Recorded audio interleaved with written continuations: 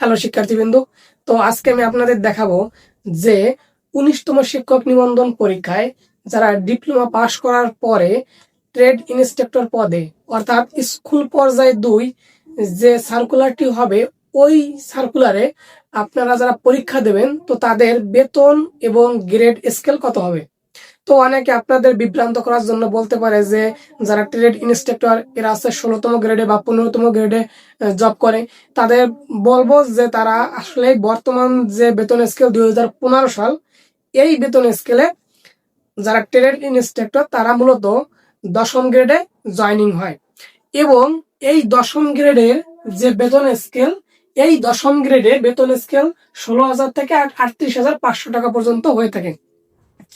এবং আপনি যখন প্রথম মাসে শুরু করবেন তখন আপনার বেসিক থাকবে 16,000 টাকা। এই 16,000 বেসিকে আপনাদের বেতন শুরু হবে। এর সাথে কি থাকবে, আপনাদের যে স্কুল কাঠামো বা মাদ্রাসা কাঠামো আছে, ওইটা কোন ধরনের মাদ্রাসা বা কেমন টাইপের স্কুল, অর্থাৎ এটা কি একদম মেইন শহরে বা টাউনের উপর নাকি একটু গ্রাম্য এলাকার দিকে, এর উপর ভিত্তি করে আরো কিছু টাকা কম বেশি হয়, এক্সট্রা পাওয়া যায়। এখন এই টাকাটা কি, বাড়ি ভাড়া বাবদ 1500 টাকা পাওয়া যায় এবং মেডিকেল ভাতা 500 টাকা এবং কোনো কোনো ক্ষেত্রে যাতায়াত যে খরচ এখানে 1000 টাকা দেয়, আবার কোথাও কোথাও দেয় না।